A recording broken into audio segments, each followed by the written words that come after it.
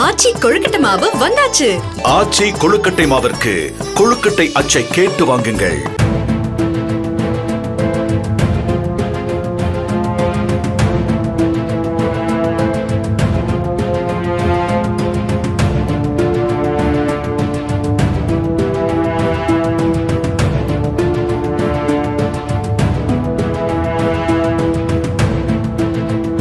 திருவண்ணாமலை மாவட்டம் வந்தவாசியில் கல்லூரி மாணவர்கள் போதிய அரசு பேருந்து வசதி இல்லாததால் பேருந்தின் படிக்கட்டுகளிலும் பேருந்தில் தொங்கியபடியும் பயணம் செய்வதால் கூடுதல் பேருந்துகளை இயக்கும்படி மாவட்ட நிர்வாகத்திற்கும் மாணவர்கள் கோரிக்கை விடுத்தனர்.